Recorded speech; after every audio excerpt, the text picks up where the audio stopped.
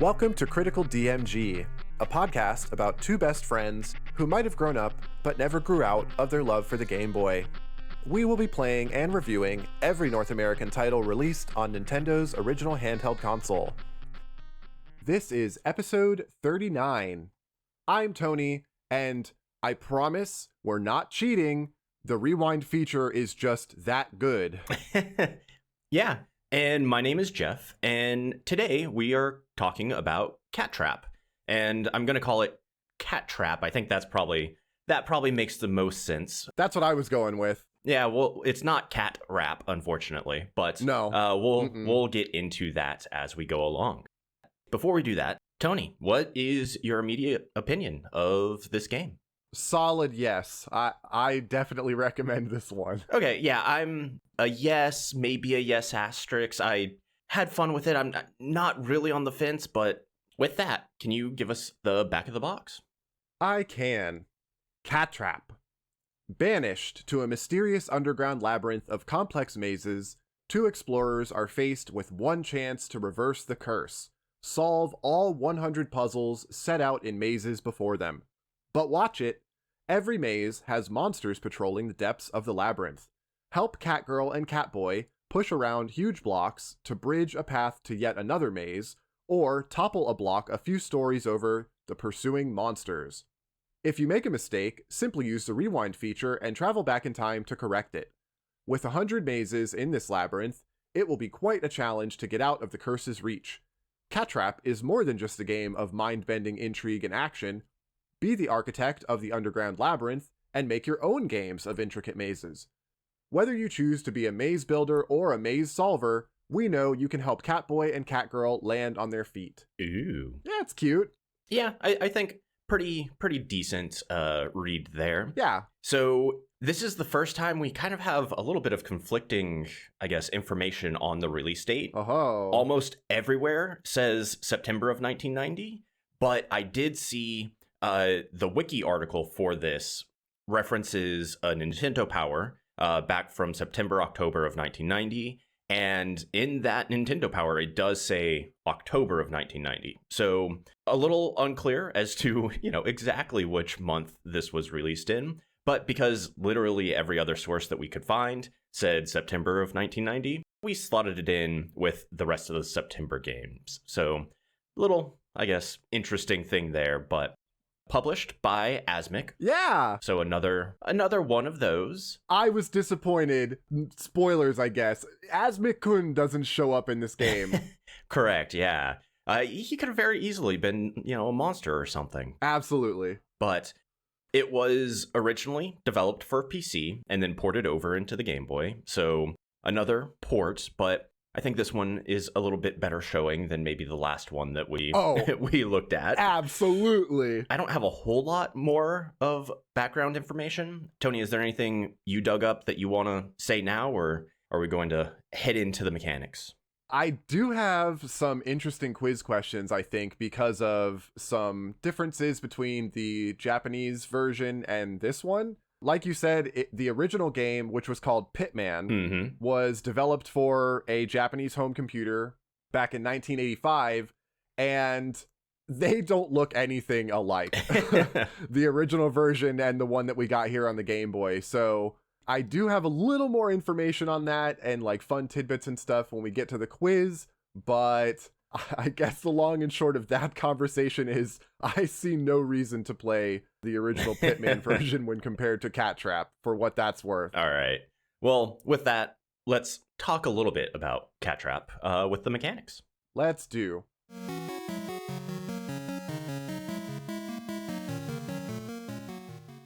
All right. So we were, I guess, mostly right at the end of last episode. It is, in fact, a puzzle game. Mm-hmm. It does have cats in it. I guess cat people. Catboy and Catgirl. Yeah, unfortunately, they're not rapping, so we missed on that one. But as the back of the box kind of said, your goal is to defeat all of the monsters in each level, getting to the final level, and turning back into a human, I suppose. Controls, pretty simple. Your D-pad moves you around. A rewinds, and then B moves forward, I guess. But yeah, A rewinds, B goes the other direction if you have rewound. Toni, of the 100 levels, how far did you get? Did you see the ending where they turn back into humans and everything is saved, or what was your gameplay like? I knew that there were going to be way more levels here than I was going to be able to clear, just because basically every puzzle game that we play has an immense amount of levels. Usually it's like 60 or 40 or whatever. So 100, I knew there was no way. I ended up getting to puzzle 16 before I got really stuck. That was the first puzzle that I could not clear, and I sat with it for a while, and then I quit, and I actually spent kind of a lot of time in the edit mode for this one. Okay. But I think those are kind of two separate mechanical conversations, maybe. So I didn't get very far in the actual puzzle solving. I did go back and play a little more, and I made it to puzzle 24, I think is my highest. But yeah, not anywhere close to 100. Yeah, that checks out. I made it to, level 20. I think in maybe like 25 minutes. So not a huge amount of time, but obviously. Yeah. Mileage may vary depending on how you do with the different puzzles. I then played a handful of other levels because I saw in the manual some of the levels have you play as both characters. Yeah. Certain levels, I think like it starts at level 30 and then a handful from there. Yeah, it's like bracketed amounts of levels like every so often. I saw that too. I wanted to get to those, but I just never made it that far. Yeah, I use the, I guess, level select or whatever. Sure. Very generous. You can start with essentially any level that you want, 1 through 99. Yeah. To get to the 100th level and, beat the game, you do have to beat all of the previous levels. So you can't just go straight to 100 and beat it, but you can go straight to 99 and kind of play in whatever order you want, which is nice because, if you get stuck on, level 16 or whatever, you can move past it, come back later. So that's nice. Yeah. The playing as 2 players was fun. It added an interesting dynamic. You could hit select to switch between the 2 characters and move them, kind of independently. Yeah. And, aside from that, it was more of the same as you would expect. But it was a nice little feature there. Yeah, like I said, I really wish I had actually gotten to those levels. I did read after I had stopped playing that they were bracketed. It's like 30 to 39, 60 to 69 or 70, something like that. It's like 10 level packets every once in a while. So that was kind of what spurred me on to go back and try to get farther. Was I wanted to at least see some of those levels and get an understanding for how that would happen, and I just did not make it that far. One thing that I will say about the puzzles, just kind of overall, is the difficulty ramps up pretty fast. The first handful of puzzles are literally like walk a couple steps, knock a bad guy out, and the puzzle is solved, the end. Probably after the first like 10 or so puzzles, there is kind of a noticeable spike in difficulty, and I don't know that it's necessarily even. It's a little more like you'll get a handful of simpler levels and then a level that really makes you burn your brain for a little while, and then back to a couple simpler levels, and then another one that ratchets the difficulty up. So I found myself stuck in a couple different places. Thankfully, I solved most of them, but I think out of the 24 puzzles I did, there were like 2 or 3 that I absolutely just could not wrap my head around, and I had to just move past. Yeah, and I think that's something that we've seen quite a bit with puzzle games like this. I actually went back and quickly looked at what level 16 was, and it was just kind of like a weird thing that you had to do, and I don't think they intentionally made that more difficult than the other levels. I think it was just like, the one little thing that you needed to, think about or do was just a little bit obscure. And so, I find it interesting that we continue to see that happen in these puzzle games of like, this one level is just strangely difficult compared to everything around it. Yeah. And I wonder if we'll see that going forward. I imagine we will.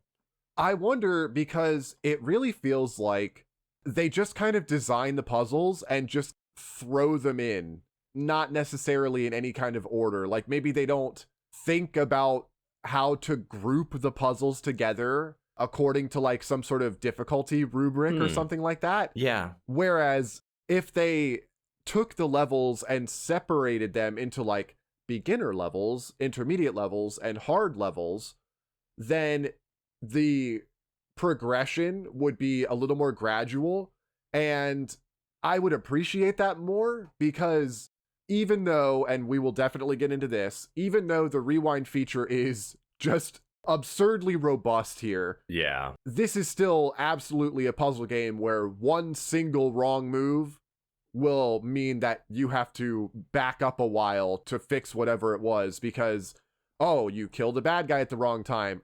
Yeah. Oh, you pushed the block the wrong way. Oh, you got rid of too much dirt. Like, yeah, but like you said, the rewind mechanic is it's really good. You can rewind to the very beginning of the level. So even if you've played for, you know, a minute or so, at least as far as I could tell, I never ran into a point where it, you know, ran out of rewind. Me either. You could kind of continuously do it. And yeah, it felt good, because a lot of the times, once you kind of figured out what you were doing, yeah, you might accidentally go one block over or like one action too far and push a block off or something that you weren't supposed to do. Yeah. It was super easy to just rewind at that point and, you know, continue on. It did get a little frustrating when you realize, oh, this thing I did at the very beginning, right, I actually needed to wait till the end. Uh-huh. That did get a little frustrating, or maybe a little... I'm hesitant to say frustrating, because I was never really frustrated at those times. Yeah. You just have to sit there rewinding and then go through the puzzle. Well, I mean, they do give you a restart feature too, so you don't have to rewind. Like, if you realize that your mistake was very, very early on, you can just restart. You know, the rewind feature does go all the way back, but... And I definitely did use it to go like all the way back, and then afterward I was like, oh, I guess I could have just restarted the whole level. Yeah. But if you need to, you can just restart the whole level and, you know, not have to worry about trying to rewind a minute and a half's worth of mistakes. Yeah.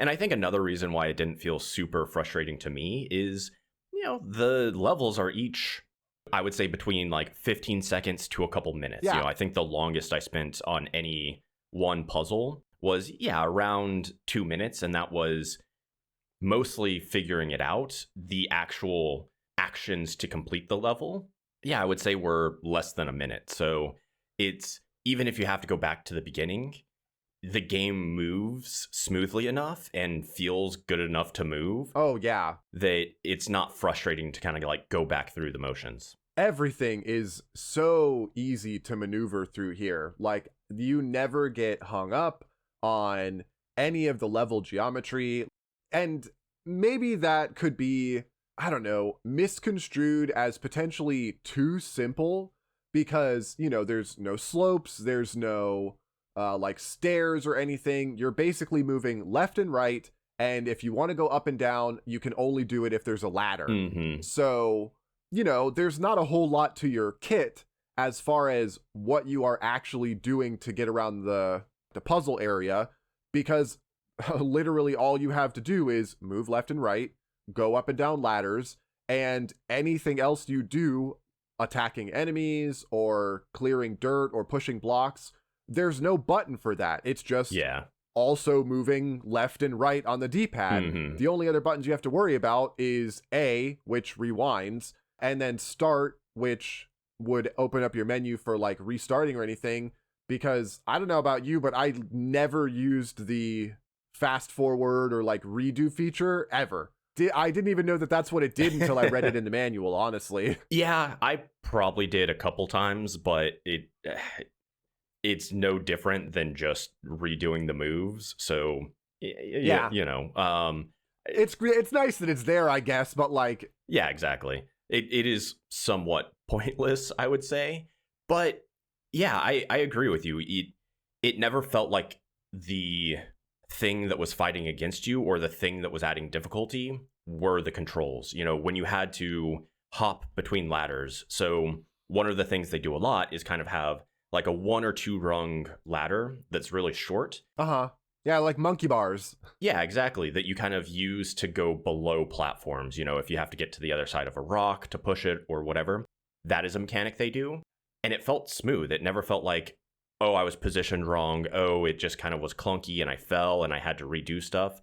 It just felt like it worked, and what I wanted to have happen most of the time did. And I think that's, you know, important for a game like this where, yeah, you don't want the controls to be what is adding difficulty.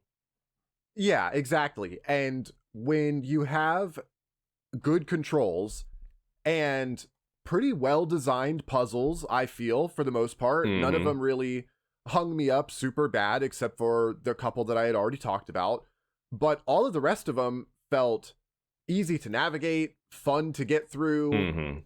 When I reached a point where I realized I had made a mistake and I was able to rewind it, that felt so nice because it meant that I didn't have to restart the level. I didn't have to feel like, oh man, I lost this one. No, I can just go back and I will have digested my mistake and also probably seen what I should have done in the first place. And it just makes getting through the puzzles that are, I don't know, like on your level or that you're able to like chew through easily, not necessarily a breeze, but I don't know, just a delight to get through, I guess. Yeah, I would agree with that. And it does make it to where a lot of times they, you know, kind of stack things on top of each other, multiple boulders or a boulder on top of sand, and you have to break the sand, maybe take a step back the other way, then push the boulder or something like that. Yeah.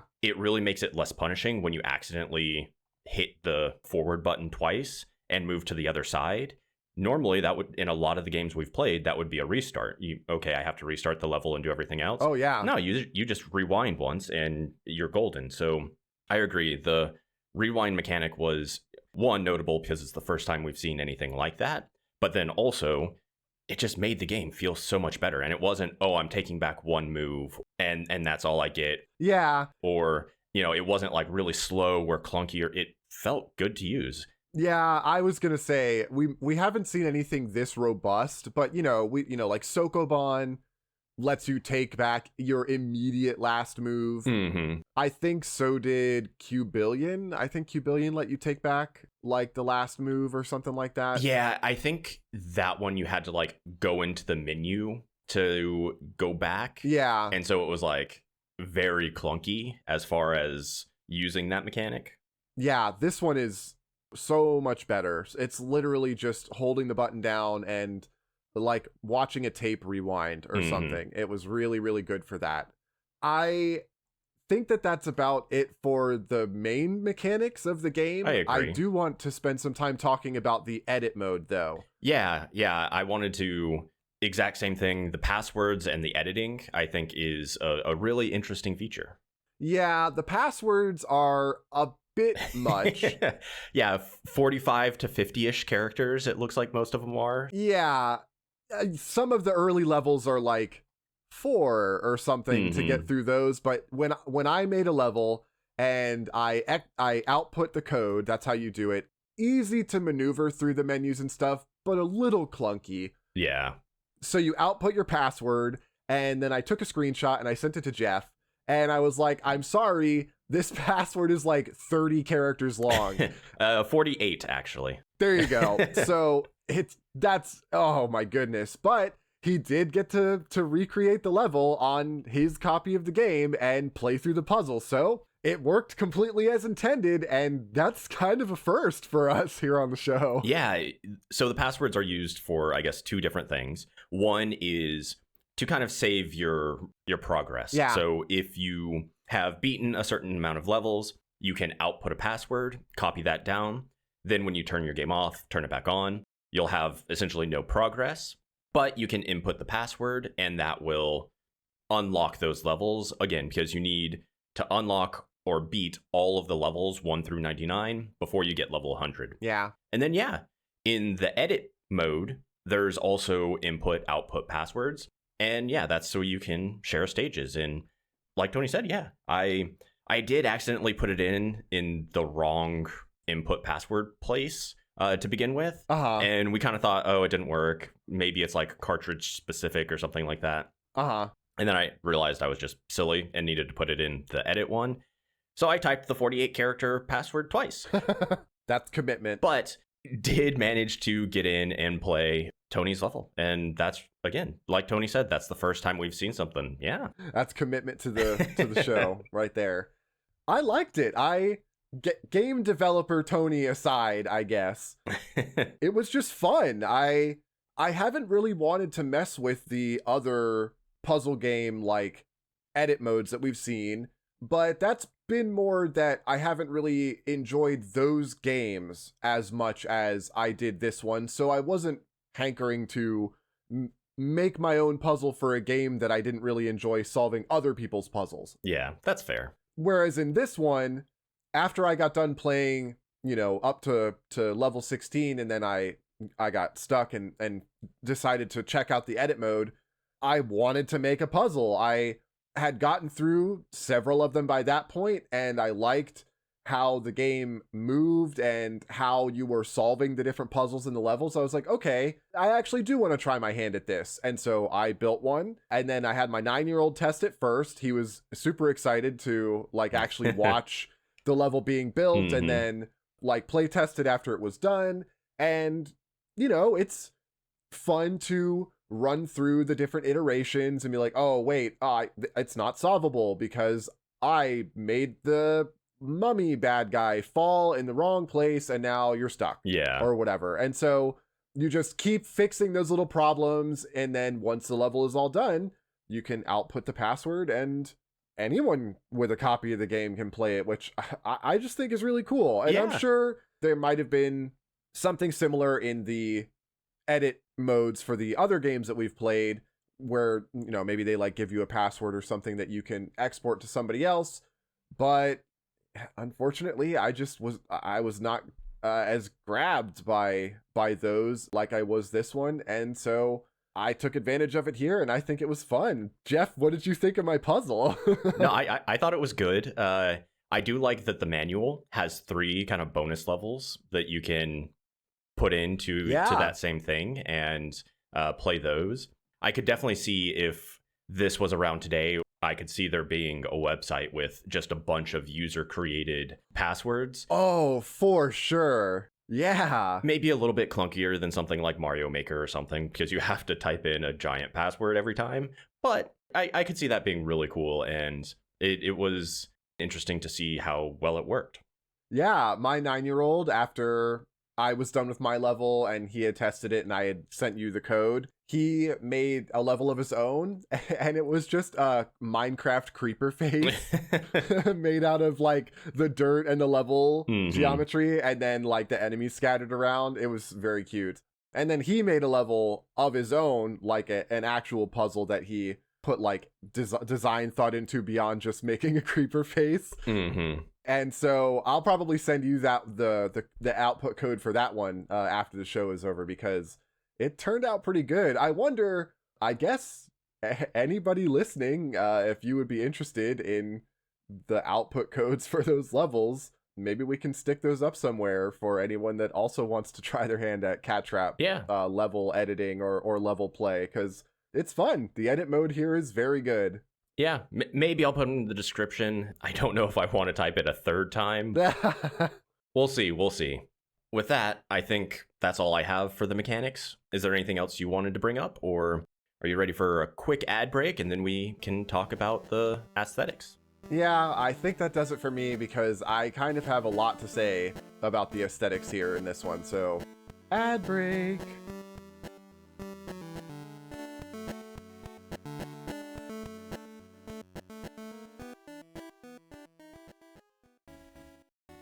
Let's hear some of those new ad ideas you wanted to run by me. Yeah, okay.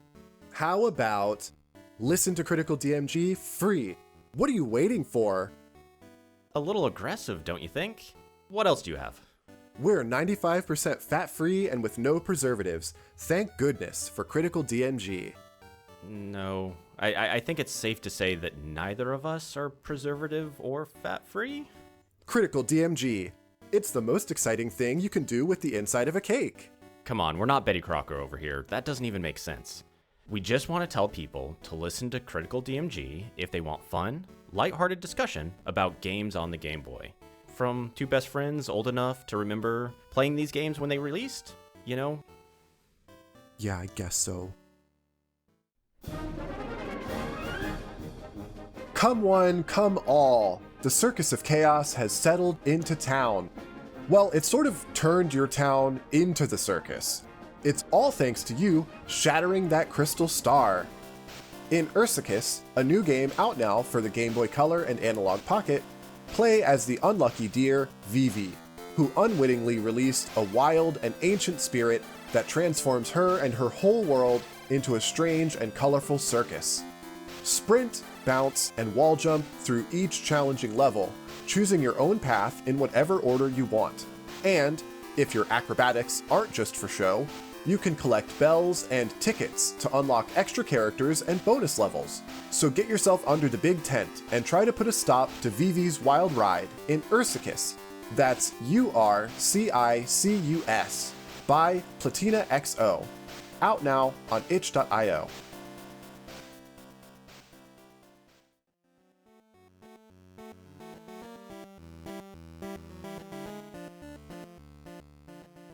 And we're back. And we can't be bat this time because we're cats. Yeah, so. I was about to be like, Aha. and we're cat? Question mark? No, that doesn't work. No, I veto. I veto that. First things right up front, I think that the title track is very cute. It is a really short loop, but it's very twinkly and enjoyable. I think it sets up the mood for the game that you're going to play very well. And even though the title screen is pretty barren, it's mostly just like the logo and some developer, publisher stuff like that. It's fine. You know, I wish it was a little more, but it's fine. Yeah, I agree. I liked the music. It did, like you said, it was like a relatively short loop. Maybe a little bit annoying after a while, but not too bad. I found it quite nice, and I agree. It like fit kind of the vibe that the game was, I think, going for. I will say the rewind sound is a bit jarring and annoying. Yeah, it's a lot. Mm-hmm. My 9-year-old was like, please make sure you say something about that because I'm so sick of hearing this noise. Yeah, and you know, hopefully you're just rewinding a second or so it's not too bad, but it's also just not good. So a little bit of a miss there, unfortunately. Most of the sound design is fine. Like impact sound when you hit the enemies and all of the like jumping and climbing and all of the rest of the sounds are, I think, very good. Overall, this reminds me in its sound design of something like Bubble Bobble. Sounds that they choose and the music tracks that they use, they are high-pitched, but not in an annoying way. Not like in an offensive way, like we find a lot of these games do when they push that higher register of the notes on the Game Boy, it kind of gets like screechy. Yep. I don't think that was the case here. I think that it was very solid, except for that rewind sound. Yeah, I would agree. I'm usually, I guess, the first to mention if, something's too high pitch or, that sound tends to annoy me a little bit more. So, yeah, I agree. This one, while it did have some of that like higher register, like you said, I don't think it really came off as like ear piercing or annoying. No. So good job there. You mentioned the sound when you hit the bad guys. I love the little animation. I love the little like pow or like comic booky wham sort of thing that pops up. It's just funny to me. It's just so bizarre and so cute and fun. Yeah, they do a really good job of separating the Catboy and the Catgirl in how they move, how they animate, how they interact with the different things around the screen. But I guess just one last thing before we get into the characters and animation and stuff that is still talking about what they did to separate the two characters is I think it's hilarious that the music is gender segregated. Oh, is it? If you play as Catboy, you get a different music track than if you play as Catgirl. And I think that's hilarious. Oh, interesting. So I did play as both. I didn't notice that, but Yeah. I could definitely see it because, like you said, they alter the little animations. Functionally, they're the same. Yeah, it does the same thing. I think Catgirl kind of like bumps the blocks. Yeah, she does like a hip check or like a butt bump. Yeah, and Catboy kind of kicks them. So I like that attention to detail. So it's so much personality. It's so much personality that they infuse into, you know, they're small. They're not like 16 by 16, but they're still pretty small sprites that are, you know, while you're running around and everything on screen looks good. I will say that the Catboy and Catgirl sprites, just kind of like on the whole, do look a little similar. I think it's the hair, like the hair and the ears, like the silhouette of them does look kind of similar, but their outfits are distinct enough that it's not really a problem. And Catboy is doing a very action style hi-ya kind of a kick, and Catgirl is doing like a Princess Peach in Super Smash Brothers like hip check. And the way that they run and climb is just distinct enough that it keeps them looking like two totally individual characters, even though they are absolutely identical and functionally in the game, they are completely the same. Yeah, no, I agree. I think they did a great job with the sprites. I didn't find them too hard because Catboy definitely has like a darker color palette, and Catgirl's is much lighter. So I think visually, yeah, quite easy to tell apart, even if, yeah, some bits are similar. But yeah, I think the sprites were done very well. I think the monster sprites were also not quite as good, but still fun, still very discernible of what they were, what kind of monster they were. I will say, I guess, before piling on more praise for things here, especially when you take into consideration that there's 100 puzzles, it looks very samey. The backgrounds never change, the tiles never change. I think it's probably got to do with the fact that there are so many mechanical flourishes in here, like a rewind feature and an edit mode and all the rest of that stuff, that the more things they put in, potentially the harder it would be to make sure that those things worked the way that they intended them to. So I don't want to lay into that too hard. It's just kind of disappointing. I wish that there was more, even if it was just like maybe a different palette of tiles, just for a little bit more variety. But what is here, I do like, and I think it's really funny that they have a mummy and a ghost in sunglasses. Yeah. Like, what? So all of the enemies, you just like walk into them to get rid of them. I think, as we already said, the ghost will keep floating if you move a block out from under them. Yes. And yeah, I think that is just enough distinction to make it, you know, worthwhile. And yeah, the sprites on them, I think, are great. You know, you can easily tell what they are, and they're also, yeah, just kind of like little fun dudes with sunglasses and stuff. So obviously you looked through the manual, and I did as well. I think that the illustrations in the manual are adorable. They do such a good job of showing not only the characters, and that includes the enemy sprites and all of the rest of the stuff. Like they show the different enemies and like the ladders and the blocks, like all of that stuff.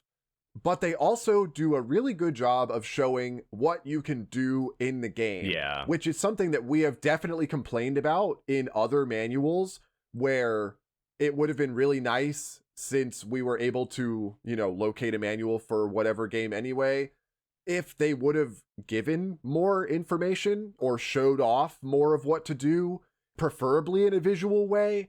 But they nail it here. They show you basically everything that you can do in these really adorable little black and white illustrations of usually Catboy pushing the blocks around and stuff like that. And then it's also, you know, smattered with these just incidental pictures of like Catboy doing a kick, you know, against an enemy or whatever. And it's just so cute. It adds, again, so much personality here. I completely agree. Yeah, I think the manual did a very good job. One thing that I do like that I don't think the back of the box mentioned, they're called Catboy and Catgirl. They are transformed into cats. Yeah. And you play them as cats, but they are humans. Uh-huh. So it's just a human named Catboy and Catgirl. So I'm like, yeah, that's... Yeah. that's... I get it, but I'm also just like, maybe that's a weird kind of choice or like story decision. It is absolutely a choice, and I will say here, spoilers for the upcoming quiz, I guess, but like I said earlier on, the original game that this game is an adaptation of is Pitman in Japan. And in the Japanese version of this game, of the Catrap version of Pitman, it's still called Pitman, and instead of Catboy and Catgirl, it's Pitboy and Pitgirl. So it makes at least a little more sense that they then become cats or whatever. But yeah, I thought it was really funny that it's like, hey, this is Catboy and Catgirl. Oh no, they got turned into cats. And it's like, well, why were they already called Catboy and Catgirl? Yeah. I just, again, I found that to be a little interesting little tidbit that, yeah, the back of the box didn't mention, but the story in the manual does kind of go into that. The Japanese manual, while I guess I'm still talking about that, does have less overall illustrations. So the US manual does have a lot more of those like little illustrations, but they're all desaturated, like they're basically all black and white.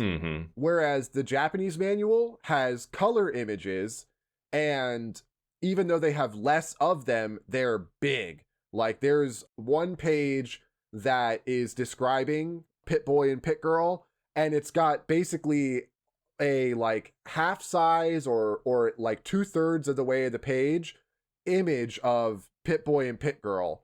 It's very, very cute. So it's interesting that they're both good. They both do exactly what they need to and show all of the information and then some, but the information that they choose to show and how they choose to show it is different, which is interesting in a way that I like, whereas usually when it comes to the manuals for this, it's one or the other of them has nothing, like very little information, no pictures, and usually it's the US manual, to be fair, but like that's just, it's nice to see that either one that you were looking at was going to give you what you needed to know and some really cute pictures to go along with it. But that's pretty much the last thing I have to say about that. All right. Yeah, that sounds good to me. That means it's quiz time. It is quiz time. Editor Toni here, popping in just to say, oops, we forgot the wrap up. Our bad. Sorry about that. For me, it is definitely worth the batteries. I thought this game was great. I would sure like to get my hands on a copy at some time for my own collection. And Jeff was also a yes. We both really like this one. It's worth the batteries for both of us, and we recommend that you play it. So again, sorry about missing the wrap up. We were wrapped up in enjoying the awesome manual art that was included in this game. Even so, apologies. Anyway, on to the quiz. So I'm currently at about 81 point, well, not about, I'm currently at 81.9%. We'll see how today's Cattrap episode goes. Will you in fact be cat trapped? Time will only tell. Quiz trapped. Okay. Cattrap quiz. Question 1. The Japanese version of Cattrap, while retaining pretty much everything about the game, has some story and character differences.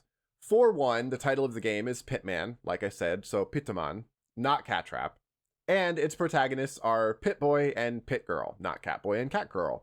This, like I said, definitely makes more sense, considering that in both versions, they are cursed by monsters to turn into cats. So not already being named after the animal that they are cursed to become was probably the better way to go. Apart from the names, the Japanese manual goes beyond like I had said, what information they chose to give in the Japanese manual versus the US manual. And the Japanese manual provides us with some personal information about the two main characters, including which of these? A, that Pip-Boy's job is stone presser. B, that Pit Girl's favorite food is cream puffs. C, that both of their heights are measured in dots. Or D, all of these are in the manual. I'm gonna go with D. Between A and B, I was like, okay, I definitely think it's A, because stone presser is not a word I think you would just make up, and 2, that would explain why he can just kick a stone, around that's as big as he is. Job training. And yeah, cream puffs, I was like, yeah, whatever. But being measured in dots, I think also makes sense. So yeah, I'm gonna go with D. Good, because it is D. Let's go. Along with the adorable full color images that I had said that is in the Japanese manual, which, Jeff, I should actually, I was debating about whether to send it to you prior, and I was like, no, this is part of the question. I have to wait. So I should have clipped that and sent it to you, because they are very, very cute. But it lists these like silly personal stats along with the pictures, and it's not identical information between the two of them. So like Pip-Boy lists his job, which is stone presser, and his favorite book, which is apparently game manuals. Fair. And then Pit Girl describes her favorite hobby, which is aerobics, and her favorite food, which is cream puffs.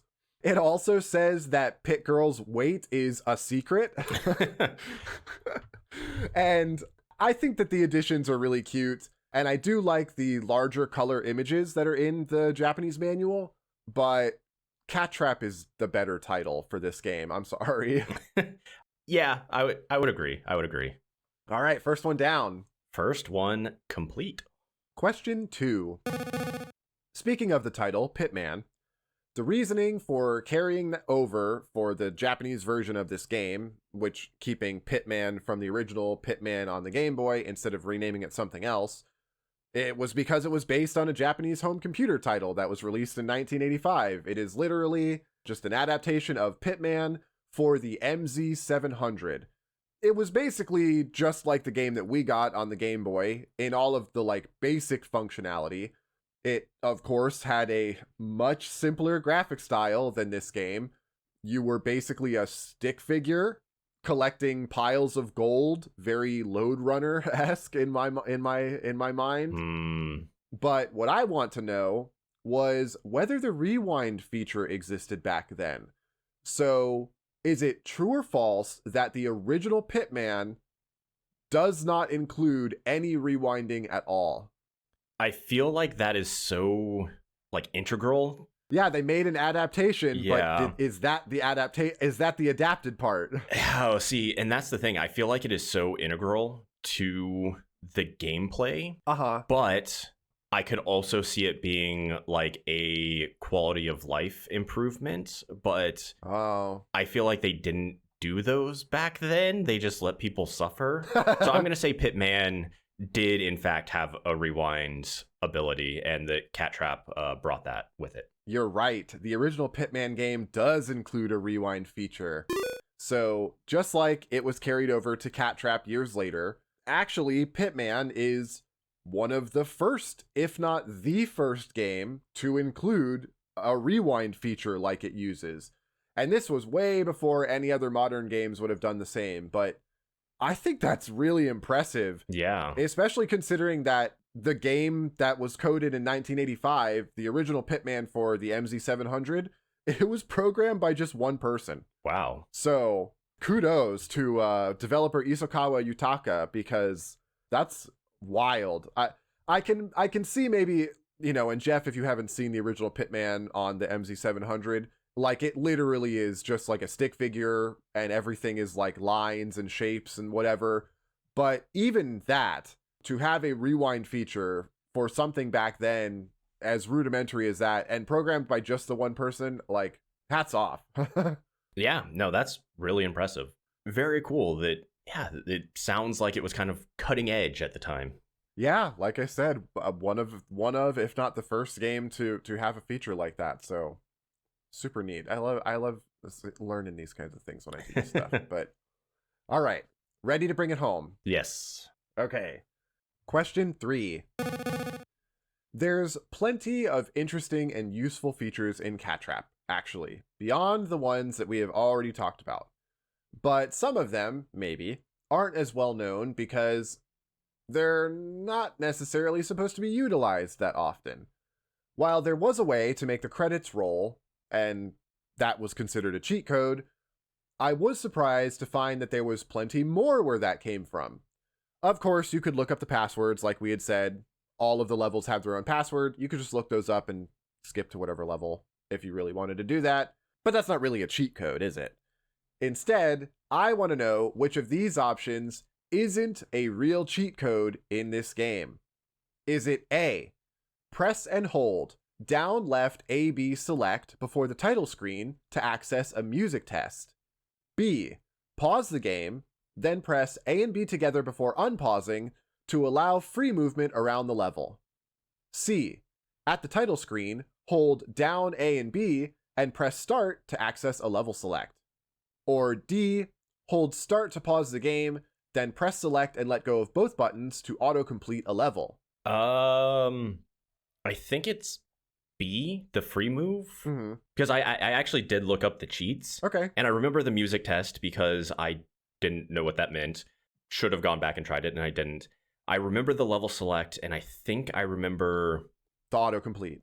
Yeah, but I don't remember like free move because I feel like I would have actually gone back and tried that. So I'm gonna go with that one. Good. That is the right answer. It was B. I made that one up. Let's go. Yeah, quite interesting that those other ones were real too. I definitely probably would have struggled with that one quite a bit if I didn't happen to look those up. So on top of passwords for all 100 of the levels, and then there's also the bonus levels that you mentioned too, there's a music test, a level skip, and full level select codes all in the game. And for something so simple and self-contained as Catrap turned out to be, the amount of bells and whistles here is quite extensive. I didn't try any of the bonus rooms or the music test, but I can confirm that the level skip code does work. That was actually how I got past level 16 when I came back to it. Okay. You pause the game using start, but you hold the button, and then while you are holding start in the pause menu, you press and hold select, and then you let them both go at the same time, and then unpause the game, and a few seconds later, the level just finishes and it moves on to the next one. Nice. Yeah, it was really cool. Well, 3 for 3. I can't complain about that. Yep. So I'm now at 82.4%. So yay, moving in the right direction. But with my quiz out of the way, can you remind us what our Ninja Turtle quiz question from last week was? I can. So the question for Teenage Mutant Ninja Turtles Fall of the Foot Clan was about how the Japanese and US versions of the game are pretty much the same throughout, but something about them is mathematically significant, I guess we'll say. When you are playing the game, all of the enemies are worth points, like, you know, you would kind of expect them to be, I guess. But the Japanese version gives a lot different point values than what you would get here in the US. And I wanted to know how many times more points you would get for defeating a boss in the Japanese version of the game than you would in the US version. Jeff, any clue? I am just going to completely guess and say 100 times more because that's kind of how the yen and the dollar work. That's a pretty reasonable guess. It's actually only 10 times though. So you would get 10 more times the points, which it's actually everything is worth 10 more times the points. So in the Japanese version, enemies would range from 100 to 300 points instead of 10 to 30, and the bosses are worth a table flipping 10,000 points each. And I was wondering while I was looking these scores up and I was looking for Japanese players, you know, reactions and opinions to this game, and I was like, wow, how do they have so many more points than me at the end of this game? And I was like, oh, it's because they're getting 10 times the points that I am. That'll do it. That makes sense. That'll do it. All right, so let us know what our Catrap listener question is. Okay.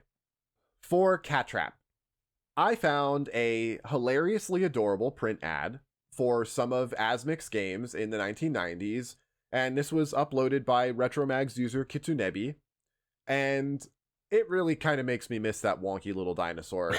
Really kind of makes me even more upset that he did not show up in Catrap at all. And that his game was kind of bad. I can miss the dinosaur without missing the game, okay? Fair enough.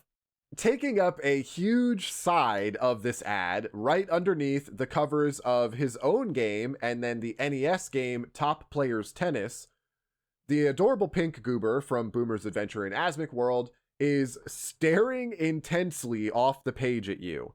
Contrary to the cute dinosaur's giant eyes looking directly at you, though, the text of the ad is, really typical 90s era action nonsense, all while getting you to play Boomer's Adventure, a tennis game, and Catrap. The funniest part of the ad is smack in the center of the page, in giant capital letters, blocked out with a black border, are what two words, which I can only assume are supposed to be coming from Boomer himself. Jeff? I have no idea. Nope. I'm going to send you the ad picture after the show anyway. All right.